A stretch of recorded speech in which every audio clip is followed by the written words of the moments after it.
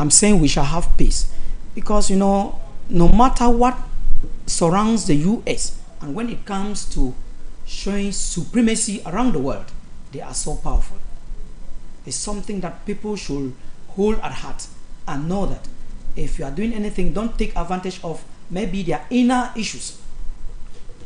Their inner issues is just to make the buzz and make people understand that anyway, around the world, family has some family issues to solve. Yeah, but when it comes to supremacy or to put the camera around the world, don't play with the United States of America.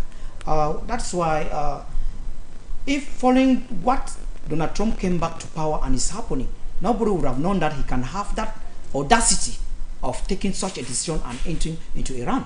So when you see him taking that decision and entering into Iran, it means that he has the support of the Americans and the senators, the House of the Senate, you know, because that is the most powerful house that if they are not behind you, you can't go out for such an attack.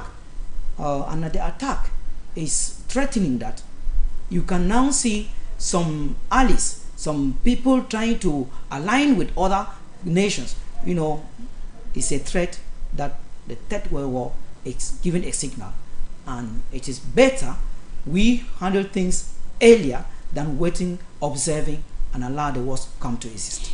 You see, but President Donald Trump is saying that they are not at war with Iran; they are at war with Iran's nuclear program.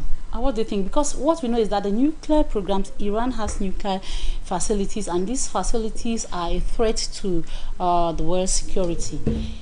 Do you think they are targeting Iran itself, or they are just there to ensure that Iran does not use these nuclear weapons the way we smell they might use it in the near future? When you look around the world, those who are leading in nuclear weapons are Russia, then followed by the US. When you look at the statistics given that I went through just of recent, you will see that Iran is very far backward. So there is something behind. You know, when US is targeting something, they can use another strategy to go for it. I don't really see that. Saying it and maybe maintaining it and maybe telling them to hold to the strategies of putting people on the right track should be better than going directly to hit. When you go directly to hit, therefore there's something behind. At least they would have taken time, send some people to negotiate with them and see that at this century we don't need nuclear weapons to be used. You can just have them for research, not that you can have them to put in use. You know, because US is having nuclear weapons more than Iran and the Russians as well.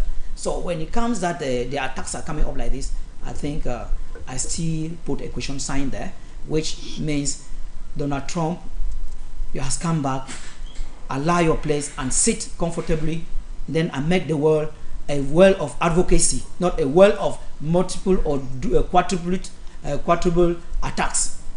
You know, last week Donald Trump was calling on Iran to come to the dialogue table with Israel. The response from Iran wasn't as peaceful as we expected, because at times humans, where we are supposed to start something is where we end it. At times this wars, this fighting is uncalled for. So if the fighting is uncalled for, if we have any issues, we should start by discussing them. When it's above discussion, then we can go into the bombings and killings, because it is the innocents that are dying. They called, Donald Trump asked them to come to the dialogue table. Apparently they did not, because they said overtly that they are not coming to the dining table. Don't you think maybe that's why Donald Trump wants to give them a lesson? Because some people learn by force. Yes, no, that is not just the reason, but I think at times government around the world should allow a third party to manage crisis. When they go directly like that, there are some professional ethics that they don't know, that if at all a third party or a third organization is managing it, they will use words of professionalism. They will be more humane. They will use some tactics and get to what they need. But you know, if you are not of the field, you will feel as if by saying no, the person is hurting you. No, the person can say no, but with your way of approach, the person will say yes. You know, ways of approach count a lot. So what I'm saying that ways of approach to any crisis or to anything around the world, it counts, and they should learn to shift to at least bring some people in who actually fit. That is what we say, square pegs in a square hole. The fact that he's leading the United States of America doesn't mean that he's a justice and peace advocate. No, he is just an administrator, a person that is brought in to rule America. He is not brought in to manage all the departments. There are people well placed in those departments, and then they manage and give him the result. That is why he's placed there. So if he turns around, he wants to manage the kitchen, he wants to manage this, he wants to manage that. Therefore, I call it is so wrong for Donald Trump to manage all departments. That is the type of things that we don't really want, and there are type of things that we call upon. Advocacy should take over the world and put advocacy ahead more than attacks, because putting this attacks ahead is making as if we are getting more doomed to rule the world, of which leaders of the 21st century should use leadership skills, alternatives of war, alternatives of many other things, then and put things right. All right, there is something I've noticed with this fight. I don't know where we're going to.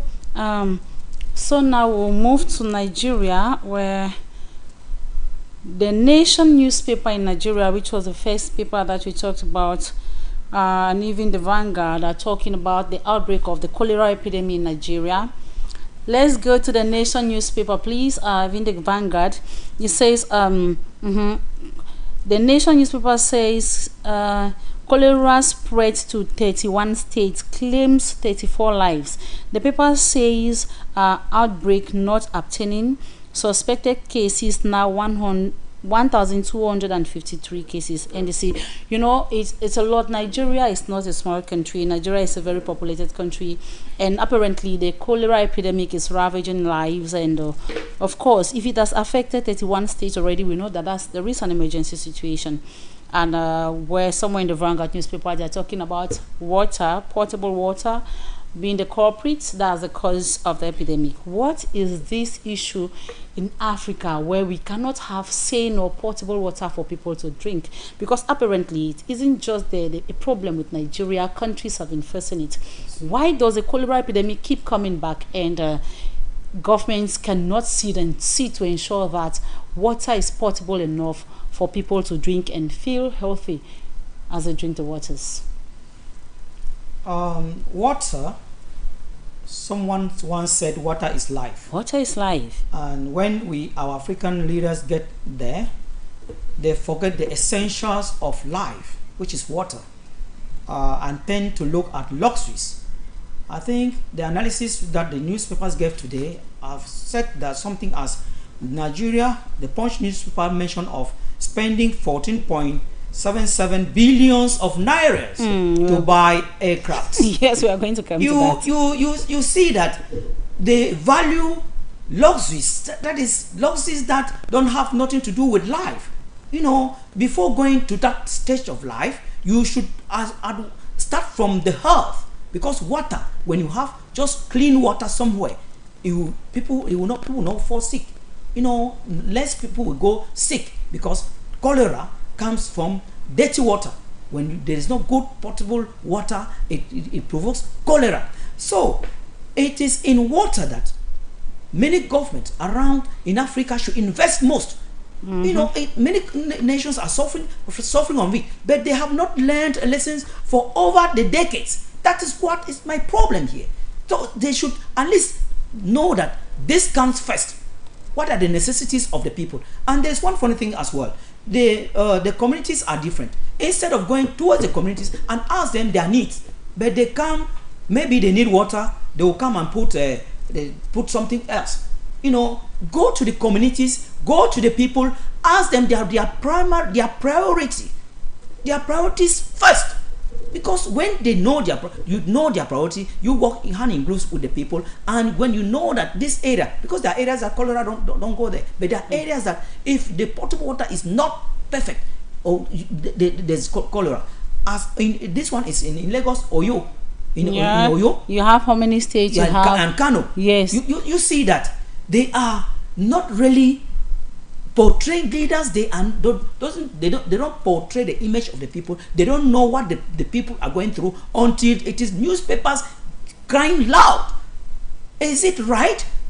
Leaders should solve problems. Leaders should not go up just to be self-centered. They should, when you go up, you go again down to the people who lifted you up. But many leaders in Africa, when they are up there, they change. They don't more pick calls. They don't more talk to certain community people. They don't more to talk to certain stakeholders. They don't even go and know what is happening down there. Even to have genuine people now create some means of cutting the links between him and the citizens. You see, yeah, there's yes, just and the citizens. So that is why. So in this cholera issue, I'm pleading to the president of Nigeria, Tinubu, to make a team, let them go there and take immediate measures, because lives are gone. 34 lives have already been lost, and 1,253 are in danger. Even as we are saying the now, numbers have increased as yes, of now. the number has increased already. So please, a team personnel, that is whole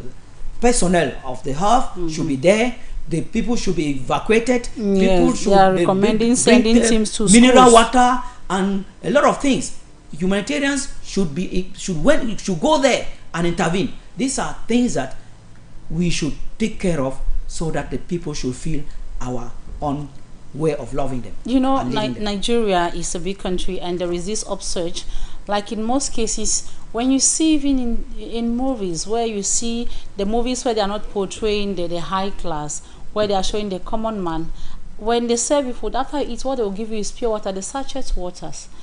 The sachet waters, which comes to pinpoint to the fact that like running water from the tap isn't really healthy for the population. But how safe can we also feel that these pure waters, because we have the upsurge even of pure waters here in Cameroon, how safe can we say these waters are? The pure water that they sell in the market or share to people is not, we are not safe, because we don't know the source. The sources are doubtable, questionable. Yes, questionable. You know, some people just make and pick wrappings around, and when you touch, it begins to gum on your body, on your hand. You see that it is not well treated. It is not coming from reputable companies. This is so, you see that government tolerate a lot, not only in Nigeria, it is everywhere. In Africa, mostly African nations, they tolerate everything. You know, there is this commission of price control or quality control that should be put in place to control the quality before it is put in the market. And each community, each municipal or local council, local government or regional government or municipal government, they should have people that go around to control, that they really know to fingertips, because it should not be, and it is a sector of corruption. Because at times when they go like that to control, they arrive there, envelopes are being dispatched, and they go and give a positive result. They forget what brought them. They forgot what brought them, and when they give a positive result, tomorrow you have cholera as was it happening in Nigeria. Okay, let's look at the Punch newspaper. You made mention when we're talking about the cholera epidemic, that's talking about misplace of priority. The Punch newspaper is talking about Punch paper on its front page is saying about federal government spends 14.77 billion naira on presidential jet in 11 months. State House report holds that. Then they say with payments made in 11 installments between July 2023 and May 2024, aviation experts have disagreed on federal government's investment in new planes. Now let's see, if expenditure on presidential jets cost 14.77 billion, how can this be? Is it a same thing for a leader to invest this much on presidential jets and even attempting to get orders until civil aviation officers, experts have to deny that? It's a shame that our leaders, some of the leaders in Africa, they prioritize things that don't have value to their people. You know, it is as if acceding to getting access to power is to sit around luxuries for self, not for the nation. And if that is the strategy, I think it is going to tamper with the upcoming elections of Tinubu in 2027, because if he doesn't take what the people hold at heart to give back to the people, because a leader must give back to his citizens. So if you're a leader that you don't give back to the citizens, it is wrong. And these are the type of leaders that they don't want to deal with economists, because if he has or a team of economists around him, they will tell him and put him the potential benefits first that will transform the lives of the people, not investing where they will not have anything as benefit to the nation. And taking from 2023 to 2024, 11 months 2023 to 2024, you see that the payment space, 11 months, 11 months, yeah. It is even it is taxi. You cannot, there are taxes that they give for 2 years or 3 years. You see now that taking a plane, an aircraft, paying in few months, it shows how extravagant the president is. He doesn't care what is happening down there. That is why there's a cholera breakout in Nigeria. If he was caring about the population down there, I don't think this cholera breakout would have happened. You know, he would have been prioritizing what changes the lives of the citizens first, and make sure the reports come to him on time, so that he can send a team to intervene. Look at the people, it keeps rising because he prefers aeroplanes. He was intending to take another one before the people say no, you can't go so much like that.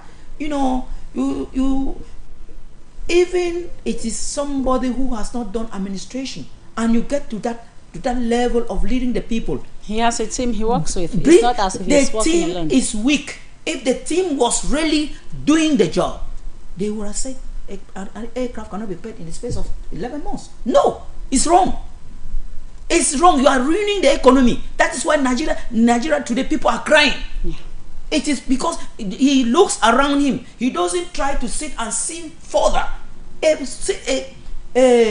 A president or any leader should be a vision bearer.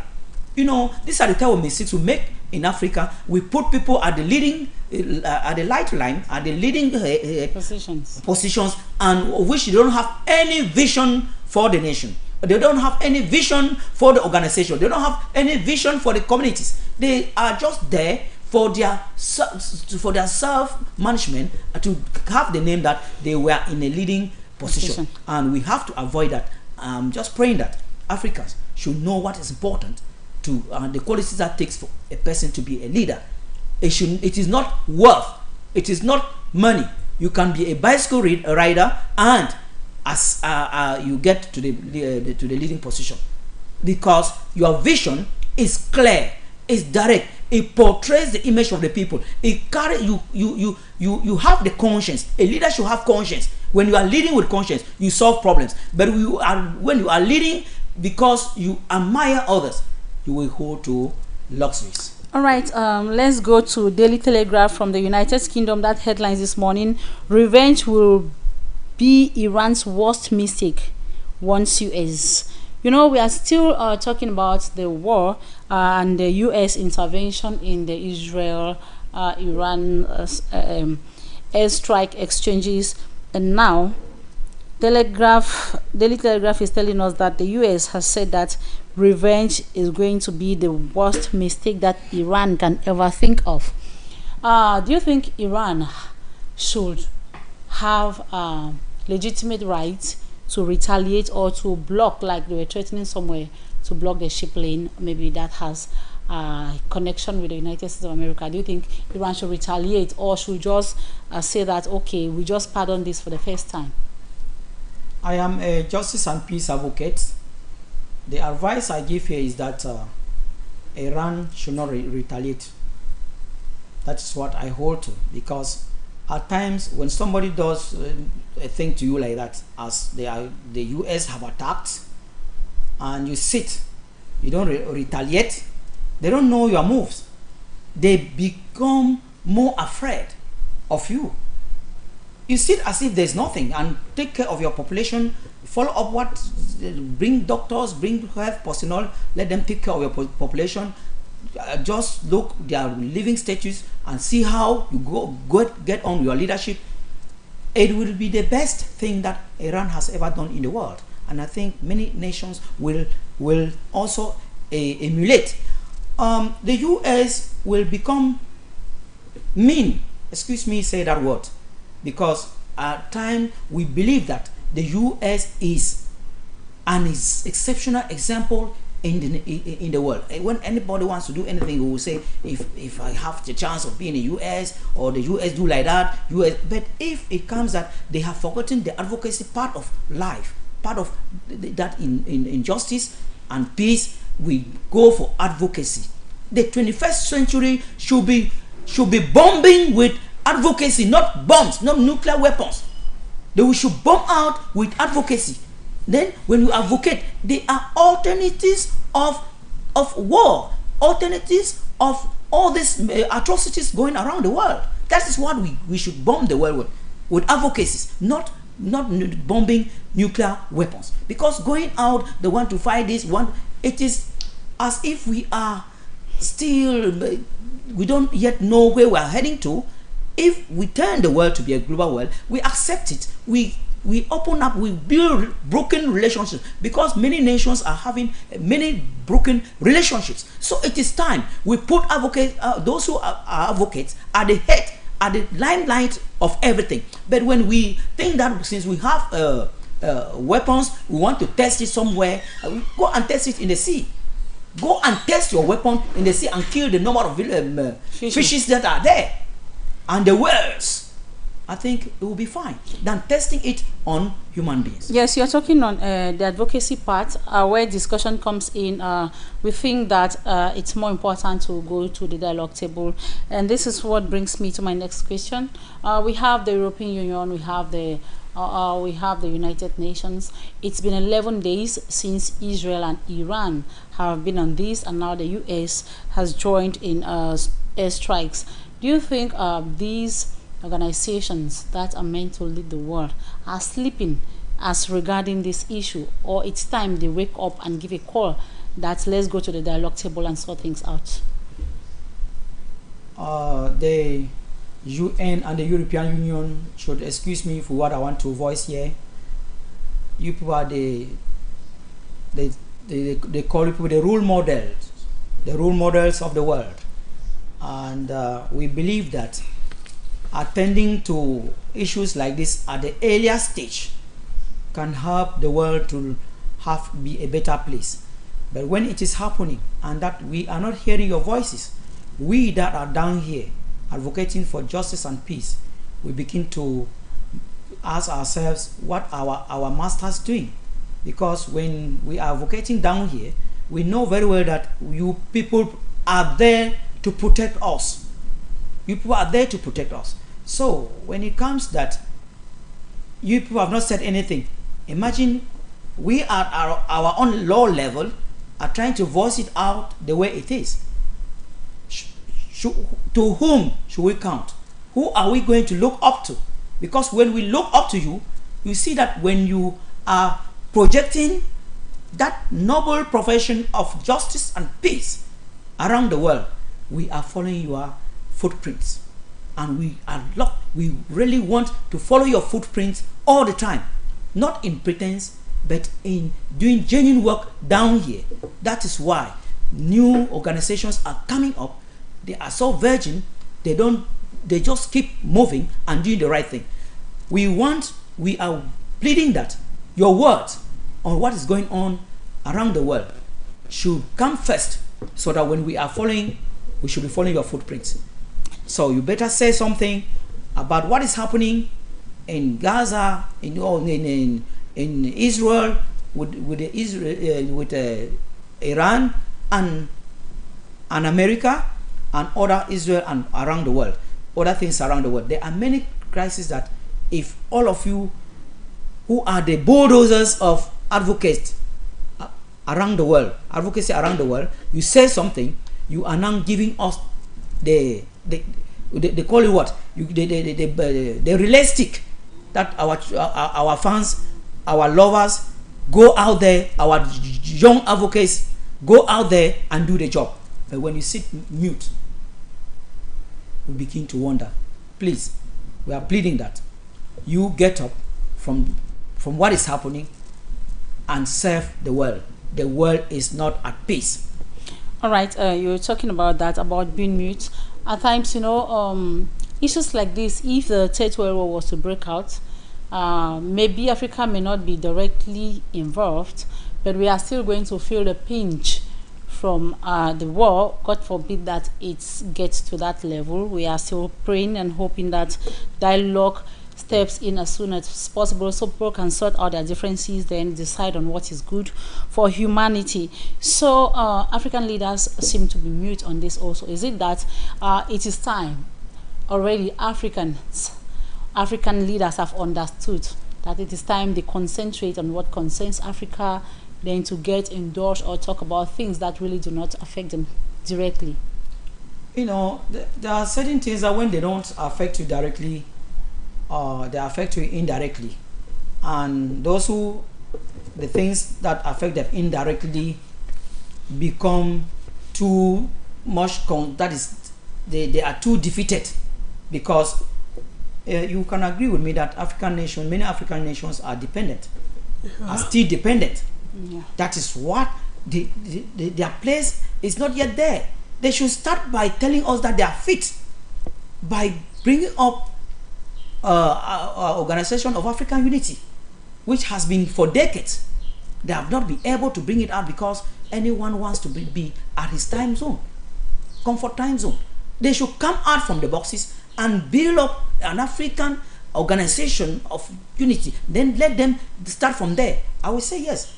If they are there talking things that are around the world, on the other side, on the Western world, you know, where are you?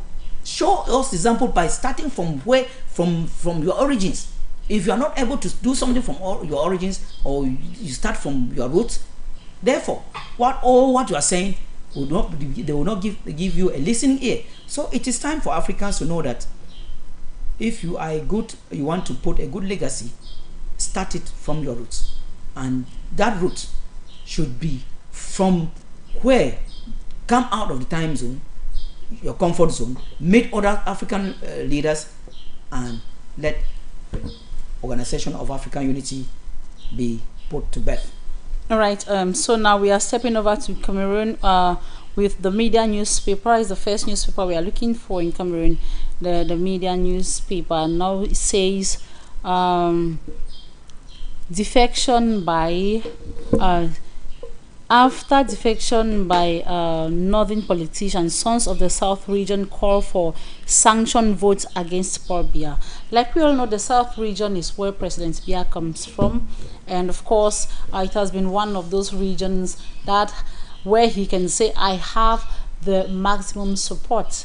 But recently we have been having elites from the place, as newspapers and news headlines have been carrying, of course, showing that the people are somehow turning their back from President Paul Biya. So can we say here that it is some kind of the things fall apart kind of stuff where the center can no longer hold the margin?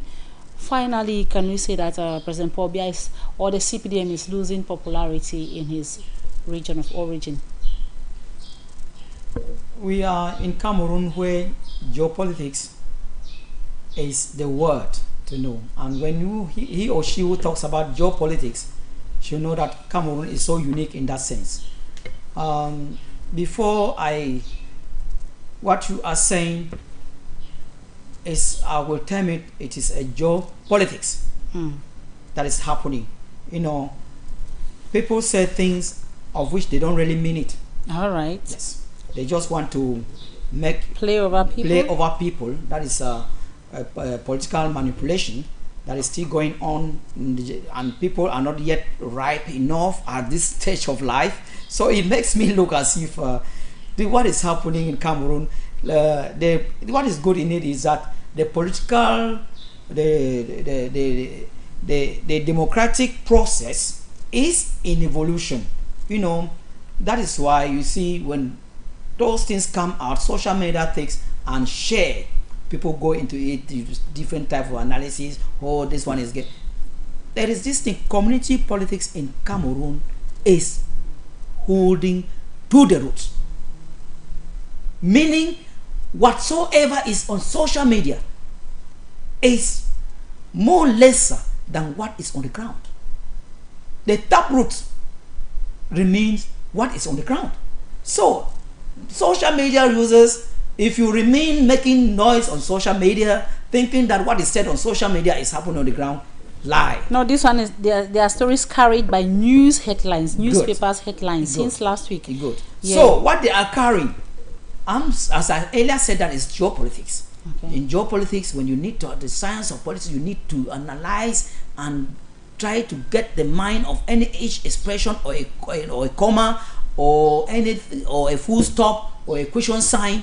All those things are being well analyzed, and when you just get from the, as the papers are saying, and really some elites from the south said it clearly that they don't want to see certain political parties there, because some elites from there have aligned with other political parties that are not from the south.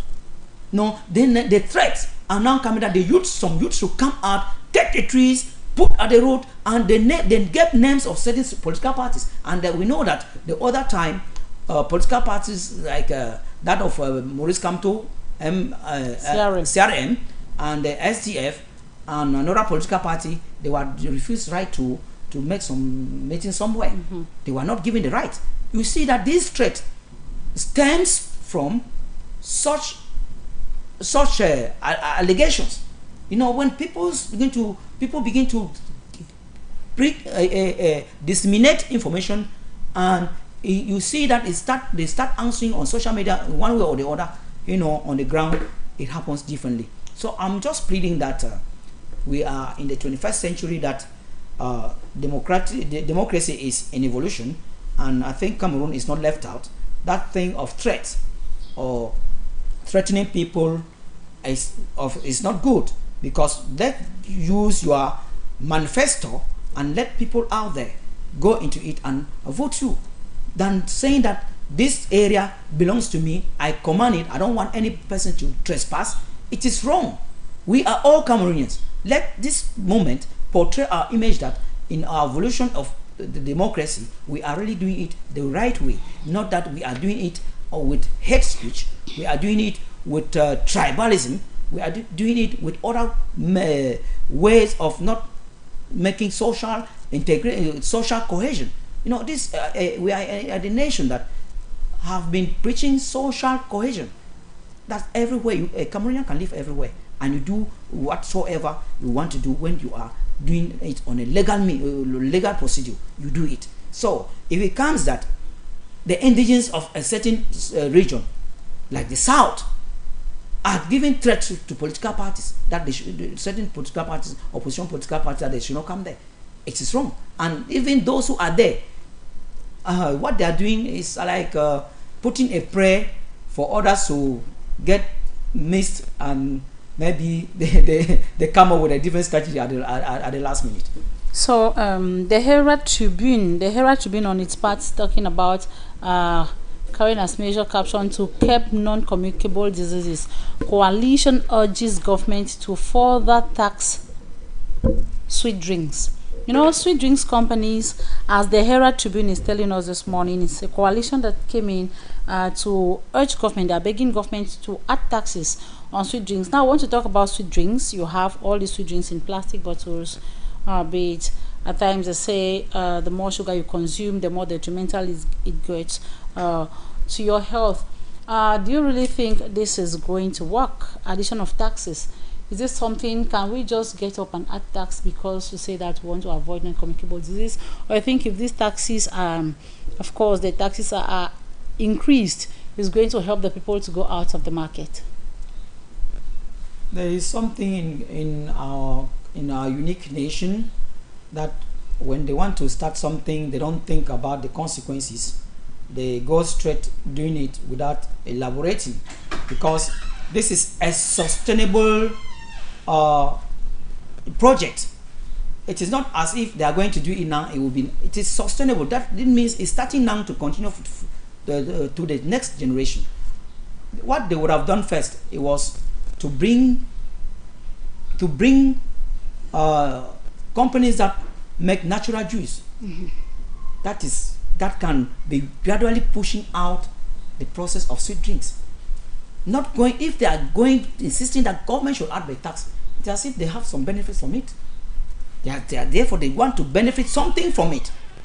If they really care about the health of the population, let them bring in investors, national investors and national and international investors that will start with a natural juice.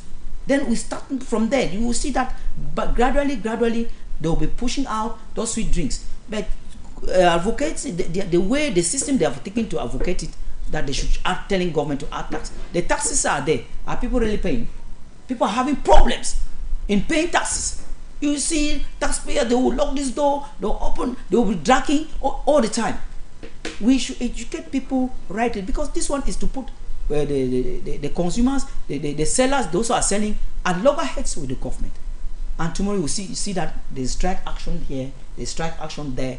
There are things that when you want to advocate, make sure you take your time, do all the analysis, get all the points, and outline them very well before coming to voice it to the population. So I'm advising the group, or the group of advocates, that the coalition that the coalition should refrain and look but from other models of operandi that can bring natural juice to the people who consume, and they themselves, they will start, even those who are selling the juice that are in the market now, they will start buying but those juice to sell to people.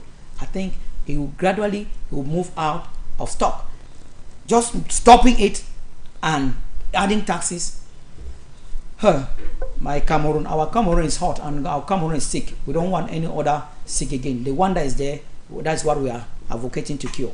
Yes, don't you think, since they are talking about fighting non-communicable diseases, because this consumption of sweet drinks, their quantity of sugar, the sweetening is so much, don't you think going in to discuss with these producers on how to reduce the quantity of sweeteners or sugar that they use in production will be better than the option for increment in taxes? That is a good point you just mentioned, and I think it would have been better that those companies manufacturing sweet drinks, they can start using honey, because honey is good for health.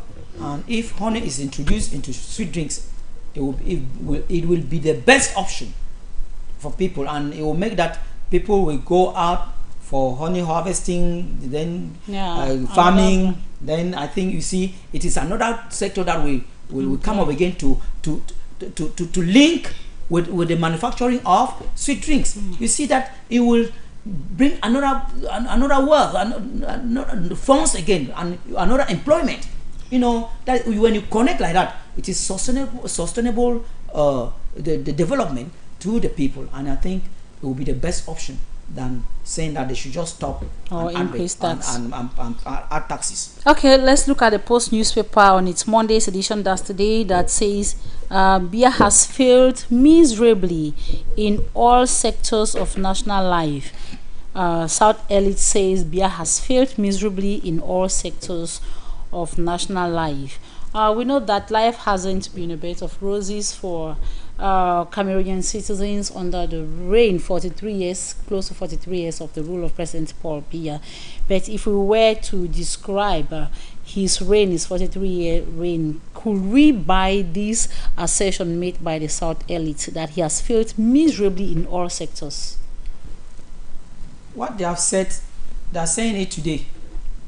I think I buy it, and I still threw it back to them, those who are saying it. because they are the ones who have contributed seriously to what is going on right now. If they were outspoken as they are saying now, we wouldn't have gone this far. The challenges that Cameroonians are having wouldn't have been like this, because they took it as if when President Paul Biya came to power, they took it as if it is their personal issue, and we are managing the nation as their personal farms or personal property. If you look at the status or employment chart of Cameroon, the Southerners are leading. Why are they crying? They have managed the country very poor. We are holding them accountable. I am a Justice and Peace ambassador. I'm saying it the way it is. We hold them accountable. They should bring account of what they have been managing. Nearly all of them there have been in good government places. What have they given Cameroonians account? Let them start by giving their own account. We shall also hold President Paul Biya accountable. Yeah. That is what makes governance sweet. Because everybody has their own role to play. That is it. You should not just be shooting at Paul Biya, of which you have played your role wrongly. You people are given the right to manage this nation, to take us to another level, to take us to the land of milk, but you didn't. You didn't. You know, you go around talking and bragging that it is your time. Yeah. It is your time. Now that you have joined, taking the president hostage and taking him to the stage of the grave, you now come out to say as if you are so holy. Please, we are talking to intellectuals. Cameroonians are not fools. Cameroonians are watching you guys. It is time all of you say they should forgive you. We should forgive you. If that, we should forgive you and we move to another stage. If it is that you people want to bundle everything and put on the head of state, on what the head of state is doing, the head of state trusted you, gave you positions of leadership, and you never managed well. That is why Cameroon is sinking, and we advocates are coming up today to help Cameroon stand up again, that we should make Cameroon great again. Because if other countries are first, we are trying to portray the image of Cameroon and make Cameroon first. Call upon people in the diaspora. You have blocked the diasporans because they will come back and invest in Cameroon with just a pen that you don't want to give double nationality.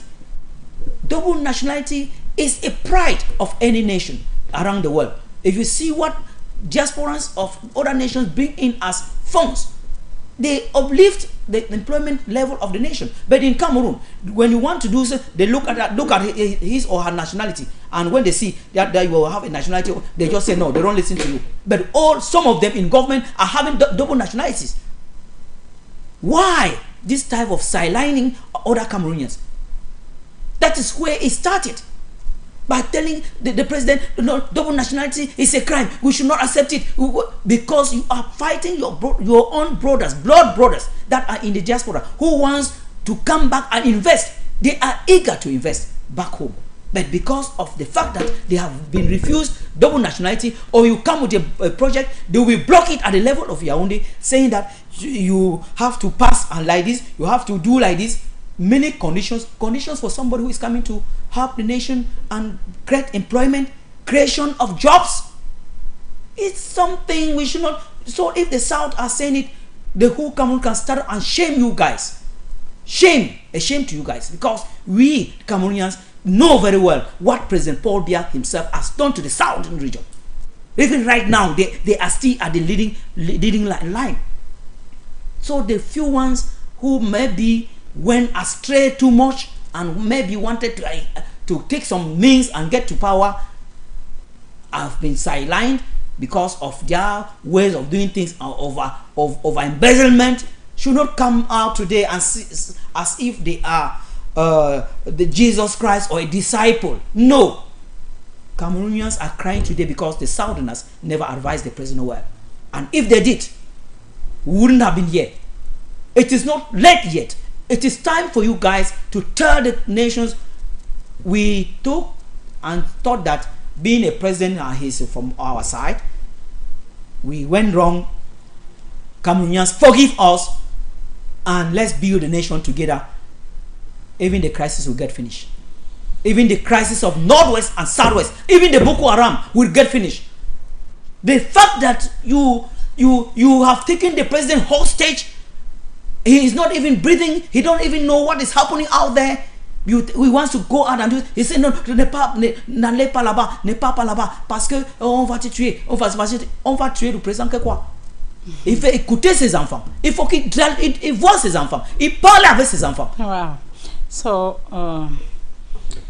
we are almost bowing out of today's broadcast. I want you to look at the cameras, and I want you to, your take-home message to be on the Israel, Iran, and the United States. I don't know how to call it, if it's a conflict or exchange of airstrikes. If you had to look straight into your camera and send a message to the fighting parties, what is it going to be that you will tell them regarding these senseless deaths and destruction we are facing in the past 11 days? I'm down for me, Fanka Samuel, right down from Cameroun, Africa, calling upon the United States of America and Israel, Iran.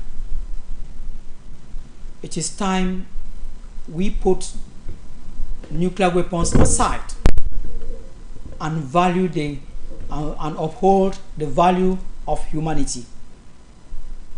There is nobody who can replace a human being. I say nobody. Life of each human being that is taken down is so dear. God took time to create us. By destroying the lives of others, it is so senseless. We know very well that advocacy should be the nuclear weapon of the 21st century. That many advocates, activists should come out during certain issues like this, then and show to the and prove to the world that we are moving towards the right direction. But when we put nuclear weapons, attacks, and striking, it shows that there is something still hanging somewhere. I'm just pleading that we, the big powers that are ahead of us, should refrain from using weapons, dangerous weapons, to strike. Try to build up committees, try to build up organizations. Listen to the UN, the European Union as well. Because when things like this are happening, they become mute. We, the young advocates, we, the advocates that we are leading the groups of organizations that go for advocating for justice and peace, will begin to sit up and look only to God alone. God alone will bless a people who care for each other and who look up to Him and say thank you. You cannot be thanking God for the creation of human being by destroying. You can thank God by upholding the values of human being and making this generation and next generation to come to live well, because the time that he or she will be going, you will not be there, and it is inevitable. But when lives are forcefully taken away, it is wrong. And I will also call upon our brothers and sisters that are far away, not in their communities, that ISCC, ID Solutions Community Communication, is taking a giant step for grassroots approaches.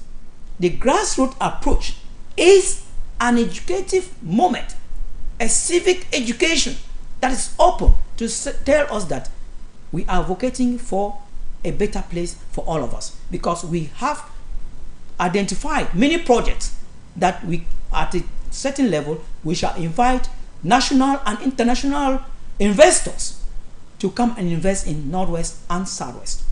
We don't have the means, but we have the ideologies and want to implement it with you guys. We cannot come to the bushes and meet you there to implement, but we are coming to meet you guys in your communities. As I'm saying, I thank those in Bui Division, because on Facebook we are already chatting in certain groups, in Facebook groups, the Kumbu, Ngonso, Nkar, Mbiame, Oku. Then I see us sending me. There are many. So I'm sending messages there. I see people confirming, making statements that it is good. I am the general president of ISIS that have been sending that message. My brothers and sisters, we are genuine. We want to transform the lives of our people. We are not coming for, we are coming for the realities. We cannot keep on staying apart. We narrow the gap and let's talk and move on, because what we have to propose to national and international investors is real, that can change lives. Okay, once more, Mr. Samuel Fonka, thank you. Before going, I'm just forgetting a good point, because any moment from now, registration on the elections registrar list shall be going to an end, because very soon President Paul Biya shall be calling for an electoral committee, and if it is called, the electoral elections stop registration. So it is now go and register, my brothers and sisters of the Northwest and Southwest, Northern regions, everywhere. Go and register and stop agitating. And this registration of this year will go for presidential elections and parliamentary elections of 2026 and municipal elections. Don't fail to register this year and be coming up next year that you want to register. It will be, your place will not be to vote again. The time is now. All right, thank you for coming, Mr. Samuel. Thank you for always creating time for us. Hope you come next time when we come knocking, because we'll not get tired of reaching out to you. Thank you so much, and thank you for trusting our movement. All right, ladies and gentlemen, you've been part and parcel of us today, and you heard it all. You've heard what is making news from Cameroon to Nigeria, cruising to the United Kingdom, and visiting Israel, Iran, and the United States of America. If there is one message we should be taking home this afternoon, is a message that human life is worth everything. We should come back to the dialogue table. We should prioritize communication rather than prioritize the use of arms, because God created man out of his image, and nobody can create a human being so much so that we are not supposed to take away anyone's life. And it is on this note that we call it quit on today's broadcast, ladies and gentlemen. Stay tuned to Pan-African Media TV.